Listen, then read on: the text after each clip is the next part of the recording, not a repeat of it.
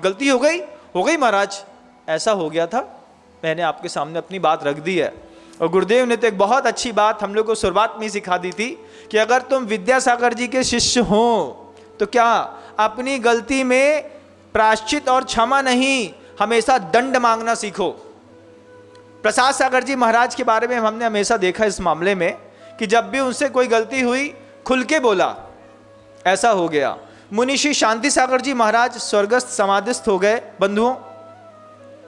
उनके जीवन का वो विकल्प मुझे, जब भी वो ईरापद भक्ति में कभी आते थे, पूरा साधु संघ इस बात को जानता है कि उनसे शारीरिक परिस्थितियां ऐसी थीं कि उनको रोग था, उस रोग के कारण वो कभी भी क्षुब्ध हो जाते थे। तो जब भी कोई आहार संबंधी क्रियाकलापों में कोई दोष इत्यादि लग जाए या फिर कुछ ऐसा जो नहीं होना चाहिए था वो हो गया, तो वे शांति सागर जी महाराज कभी भी अकेले में जाकर के गुरुदेव के सामने अपने पाप नहीं कहे। उनने ईरापद भक्ति में 50 साधु बैठे, 50 साधु के बीच में वो जब उनको नमोस्तु के आशीर्वाद का समय आया, जब गुरुदेव ने हाथ दिखाया तो शांति सागर जी महाराज जी ने सीधा कहा, क्या महाराज, हम आहार कर रहे थे, आहार करते में हमारे हाथ में बाल आ गया और हम अंतराय नहीं कर पाए। ये बोलना बहुत बड़ा कलेजा चाहिए, ऐसे शब्द बोलना। आप महाव्रती थे, अगर आपके सत्य बोलने से क्या होता है आप सोचिए, आपकी प्रतिष्ठा जाती है। आपने सत्य बोला, आपकी प्रतिष्ठा साफ। लेकिन वे साधक, वे मुनि महाराज ऐसे पवित्र थे कि उन्होंने कभी भी प्रतिष्ठा की चिंता नहीं करी। उन्होंने हमेशा अंतिम परिणाम की चिंता करी कि अंतिम परिणाम क्या निकलेगा। मैंने देखा, हमने बोला भी शांति सागर जी महाराज, बड़े महाराज जी ये बात आप अकेले में ही बोल सकते थे। तो वो क्या कहते हैं कि 25 लोगों के बीच में मैंने अपराध किया, अब 50 लोगों के बीच में बताने में आपत्ति क्या है।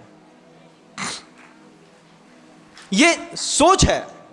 ये जो महापुरुष होते हैं, जो कभी कभार शारीरिक दैहिक परिस्थितियों के कारण कुछ प्रतिकूलताएं रहती हैं, लेकिन आत्मा में पवित्रता कितनी रहती है। आप देखो, हमसे भोजन नहीं छूटा वो एक अलग विषय था, लेकिन धर्म के प्रति हमारी आस्था कितनी जबरदस्त थी कि अगर बाल मान लीजिए गलती से आगे से पीछे हो गया, कर दिया, या फिर किसी भी निमित्त से हम अंतराय नहीं कर पाए, 50 के बीच में खड़े होकर के ये बोल देना, सत्य को स्वीकार कर लेना, ये सत्य साधु के प्राचित और प्रतिक्रमण का एक सत्य धर्म होता है बंधुओं।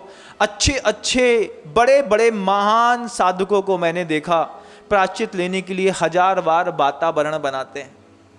आप जाओ, थोड़ा काम है आचार्य से, आप जाओ आप जाओ आप जाओ, बोलते हैं सत्य एकांत में। क्यों? क्योंकि उनको अपने स्वाभिमान की और प्रतिष्ठा की भी रक्षा करनी है।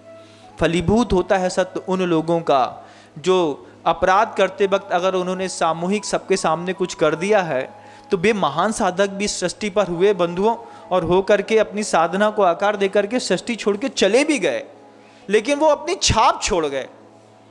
छाप क्या छोड़ गए? हम आज हैं, कल नहीं रहेंगे, चले जाएंगे। हमारे जाने के बाद भी अगर हमारी किसी जगह चर्चा होगी और गुनगुनाहट होगी तो सिर्फ इस बात से होगी कि हम गलती तो करते थे, लेकिन अपने अपराध का व्याख्यान अपने मुख से करते थे और सत्य करते थे। और उन्हीं शांति सागर जी महाराज जब वो आचार्य के पास से लौटे प्रायश्चित लेकर के, गुरुदेव ने प्रायश्चित दे दिया और समाइक में ऐसे बैठते तो 2.5 घंटे तक चुपचाप निराकार ऐसे चुपचाप बैठे रहते। उनसे पूछा, क्यों, सब ठीक है? बोले आचार्य ने प्रायश्चित दे दो, अब तो सब ठीक है भैया, अब तो समाइक बहुत अच्छी हो रही। जब तक प्रायश्चित नहीं मिलता तब तक उनकी समाइक का विकल्प है। जीवन को संवारना है बंधुओं, ये सत्य बहुत काम आता है। आपको अपनी गुडविल बनानी चाहिए। झूठ बोलने वाले की गुडविल फिनिश होती चली जाती है। आप छोटा छोटा झूठ बोलिए घर के अंदर, आपकी गुडविल घर के अंदर भी फिनिश होती चली जाती है। आप बिजनेस सेक्टर में झूठ बोलिए, बिजनेस सेक्टर में आपकी गुडविल फिनिश होती चली जाती है। जितने बड़े नेता हैं इस पूरी दुनिया में, आप देख लीजिए, पूरे झूठ का सहारा लेकर के अपनी जिंदगी जीते हैं बंधु। एक भी नेता सत्य बोल दे, हो नहीं सकता। संसार चलता ही है झूठ से, कुशील से, परिग्रह से, हिंसा से, इन्हीं सब चीज़ों से, धन के हड़पने से, इससे संसार बना रहता है। लेकिन ये प्रवचन सुनने वाला संसार में रहने का इच्छुक नहीं है। इस प्रवचन को सुनने वाली भी जितनी भी आत्माएं हैं, उनके अंदर ये लालसा पैदा हुई है कि मुझे अब संसार छोड़ना है। मैं थक गया हूं जन्म लेते लेते और मरते मरते। हर पर्याय में जन्म होता है, हर पर्याय में मरण होता है। जब कोई आत्मा जन्म मरण जीते जीते मरते मरते जीते जीते मरते मरते जीवन मरण के दुख से थक गई है, उसके लिए देशना है। वो सुनना चाहती है कि सत्य के प्रयोग करेंगे तो हमारा क्या होगा।